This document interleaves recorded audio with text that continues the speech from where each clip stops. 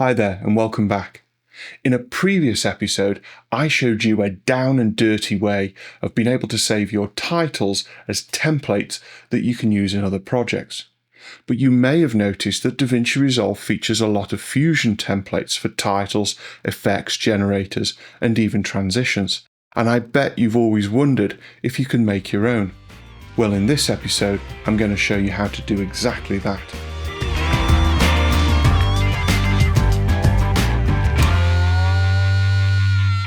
Okay, let's start by building a quick graphic in Fusion, and I'm going to recreate this amazing graphic that I often use in my YouTube episodes. Bet you can't wait. Let's start in the edit page, and from the effects library, I'll add an empty Fusion composition to this timeline. At the moment, the composition has no content, so placing the playhead over it, I'll click the Fusion button. And as you can see, the empty composition only contains a media out node. Let's start by adding a background. This will be the body of the star shape, so I'll set this to red to start with. Then I'll add another background and make it yellow. I'll composite background 1 over background 2 and connect the new merge node to the media out node. Okay, but now I'm going to add a shape that I can apply to those backgrounds. I'll start by opening up the effects, and from the tools, I'll locate the shape category and I'll add this S star tool to the flow. In the inspector, I'll change this to a 5-pointed star and adjust the angle so that one point points directly upwards. But to use this shape, I'll need to add a shape renderer, which is also in the shape tools. And now I can connect the shape into the effect mask for background 1 to give me the first coloured star.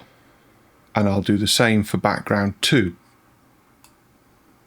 Adding a transform node between the shape renderer and background 2 means I can adjust the size of the yellow shape to create a border.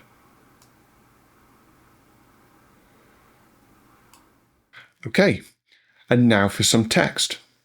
I'll start by adding the Text Plus tool. I'll load this into Viewer 2 for convenience and add my text. Let's make it a little bigger and bring the line spacing down. Over in the shading controls, I'll change the colour of the first shading element to make the text yellow, and add a second shading element and change it to a black outline and make it slightly thicker. I'll composite this over the star with another merge tool, and add a lens distortion from the open effects to the text. I'll bring the distortion down as far as it'll go and just refine the size of the text. There, that looks pretty good, and just for good measure, I'll add a drop shadow here to apply it to the whole composition. Right, and now for my favourite part. Let's bring this graphic to life. Because I want the whole graphic to animate in, I'll add another transform node. Then I'll move to frame 30 and add a keyframe to the transform size parameter. I'll go back to the start of the composition and reduce the size to 0. That animates my graphic in over the first 30 frames. At frame 119, I'll add another keyframe to the size, and then at the end of the composition, reduce the size back to 0 so the graphic animates out over the last 30 frames. That creates my animated title. To refine the animation, I'm just going to open the Keyframes panel, locate my Transform 2 node, and with these keyframes selected, I'll press F to flatten the acceleration curve for a smoother animation. Finally, I'll add a keyframe stretcher after the Transform 2 node. I'll ensure that the source end is set to the last frame of my composition, and then set the stretch start to 30 and the stretch end to 119.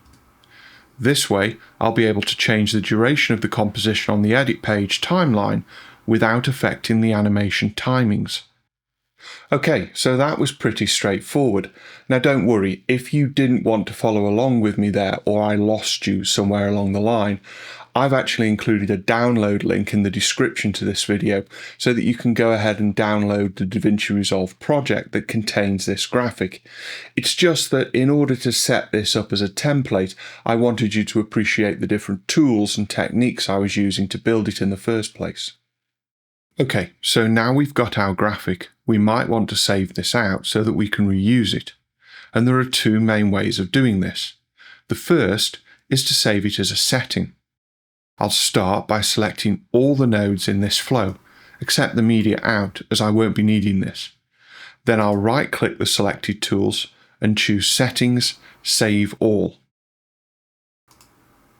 Now the great thing about these files is that they can be saved anywhere on your system.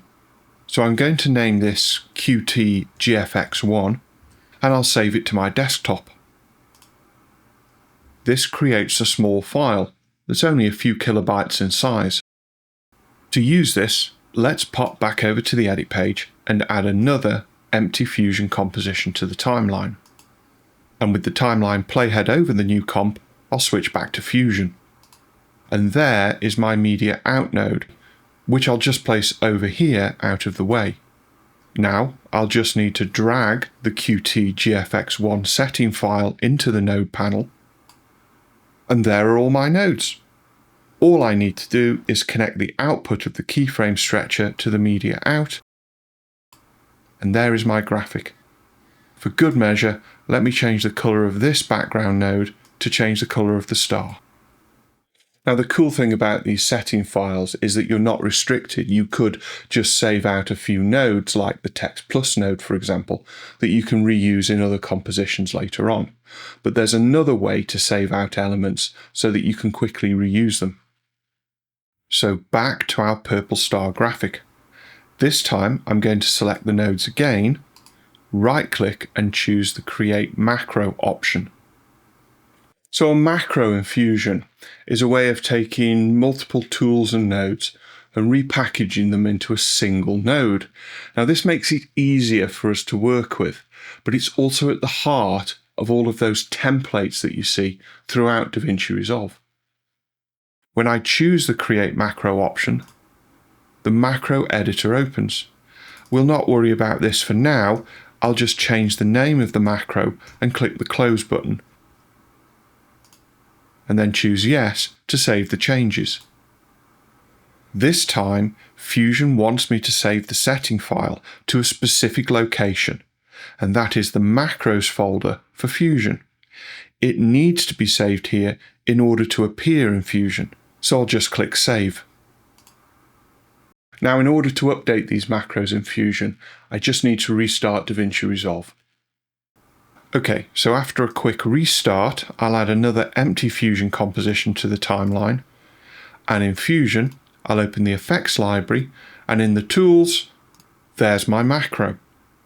I can now just drag this into the node panel and connect it to the media out, just like any other tool. Moving my mouse over this node, you can see all the tools that went into creating this macro. But there are no controls over any of them now. Nothing appears in the inspector. If I open the keyframe panel, I can still see the keyframes I added earlier, but beyond adjusting their timing, there's not much more that I can do. That's because the macro will only display the controls that I tell it to, and this is great for creating templates for titles and generators like this. So let me right-click an empty space in the node panel and choose my macro to edit. And the macro editor reopens. Now this window can look quite scary, but if you know what you're looking for, then it can make it a little easier to understand. For this example, I'm going to allow the text to be changed. So, digging into these options, I want to find the Text 1 tool. I'll close the image section, and in the text section, select the Styled Text option. Now I'll click close, and yes, I want to save the changes I've made. Now I'll need to replace my old macro with my updated version. So because I'm on a Mac, I'll hold the Command key, and that'll be the Control key if you're on a PC, and drag the macro from the effects back over the tool in the Node panel. Yes, I want to replace this, so I'll click OK. Now in the inspector, I can see a new tab for controls, and there is my text. So I can now change it. And it's this basic principle that's behind all of those Fusion titles and templates that you see throughout DaVinci Resolve. It's just in order to make it work as a template, you need to save it in a different location. Okay, so in the edit page, let's go back to the first version of our graphic, the one with the red star, and open it in Fusion. And to make this a little easier, let's rename some of these nodes so that they make a bit more sense. So, background 1 becomes star color. Background 2 becomes star border.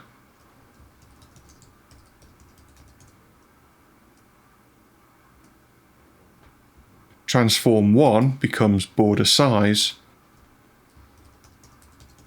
And I think that about covers it. I'll just rename text 1 to title for good measure. Right, so we know that we can choose which controls we want to adjust as part of this macro, but there's a little trick, and it's all to do with selecting the tools in a specific order.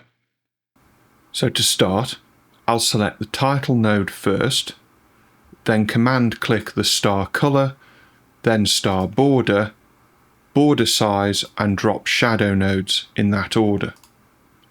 With those nodes selected, I can now press Command A to select everything else. And obviously if you're working on a PC, you'll use the Control key, not the Command key, but I'm sure you're aware of that by now. And now I can create the macro as before. But now you'll see in the macro editor, the tools appear in the order that they were selected, starting with the title tool, then star color, star border, and so on. So you can see that this actually makes it a little bit more easier to choose the controls that you want to adjust. Let's start with the styled text as before. But I also want to be able to change the color of this text. So I'll select the red one clone, green one clone, and the blue one clone, and change the name of the first one to text color. Okay, now I'm afraid that this is going to get a little bit more involved. And to be honest, this is more about educated guesswork through trial and error, about finding out what works and what doesn't work. So don't be afraid to experiment. In the shading options, I'll find the red 2, green 2, and blue 2 that controls the color of the second shader. And I'll rename it border color. Now don't worry about getting this wrong. Remember, if the macro is saved to Fusion's macros folder, then you can always reopen it and make changes later on if need be, just like we did earlier. Right, let's close the rest of these controls up before I get a headache and open the star color controls. I'll enable the top left red control and change the name to star color so I know what it controls. And then enable the top left green along with the top left blue.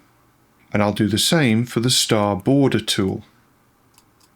And I'll call this border color. Let's go to the border size tool and select size, which I'll name border size.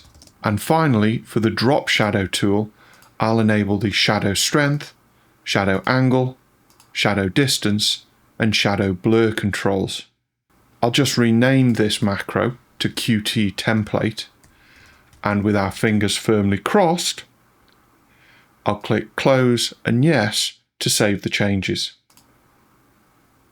But because I want this macro to become a template, I need to save it in a different location to the original macro. So I'll move back one level in the folder hierarchy and choose the templates folder instead. In this folder, I'll create a new folder called Edit, and then another folder in there for Titles.